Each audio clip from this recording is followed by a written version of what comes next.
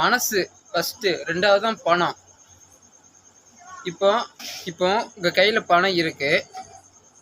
உங்கள் முன்னாடி ஒருத்தர் வந்து பசிக்குது, உங்ககிட்ட எனக்கு சாப்பாடு வாங்கி கொடுங்கன்னு உங்ககிட்ட கையேந்துறாங்க. உங்கள் கையில் பாக்கெட்டில் பணம் இருக்கும்.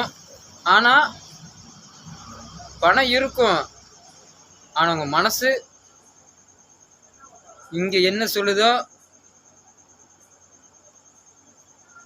ஒருத்தவங்க பசியை போக்க உங்கள் மனசு சொன்னால் 1ஆம் தேதி 30 முதியோர் பசியை போக்க, 50 குழந்தைகள் பசியை போக்க உங்களால் முடிந்ததுவே ₹1, என்னால் முடிந்ததுவே. இப்போ சொல்கிறாங்க, நல்லது செய்ய பணம் வேண்டாங்க, உங்கள் மனசு இருந்தாலே போதுங்க. என்னையை பொறுத்த வரைக்கும் எனக்கு வந்து பணம் தேவையில்லை. என் 2 கை இருக்குது, என் 2 கையால் நான் பிச்சை எடுத்து இங்கே நினைக்கிறான். பிச்சை எனக்கு ஒரு விஷயம், பிச்சைக்கு வந்து எல்லாரும் வந்து பிச்சை எடுத்து சாப்பாடு போடுறேன், அது எனக்கு பெருமையாக இருக்குங்க. அது எதுக்கு நான் அசிங்கப்படுதுன்னு கேட்குறேன்.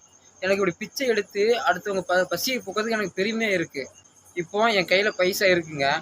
இப்போ ஒருத்தவங்க வந்து பசிக்கு என்னோடய பைசா கேட்குறாங்க. என் பாக்கெட்லேருந்து நான் இது வரைக்கும் யாருக்குமே எந்த உதவி நான் பண்ணியிருக்கேன், உதவி பண்ணலன்னு சொல்ல. ஆனால் இப்போ நீங்கள் எல்லாம் சப்போர்ட் பண்ணுறீங்க பார்த்தீங்களா, அதே மாதிரி தாங்க. அரவிந்துக்கு வந்து நல்லது செய்ய பணம் வேண்டாங்க, 2 கை இருந்தாலே போதுங்க. ஏன்னா 2 கையாலேயே நிறைய பேருக்கு சாப்பாடு போடுவார். மனசு இருந்தால் போதுங்க.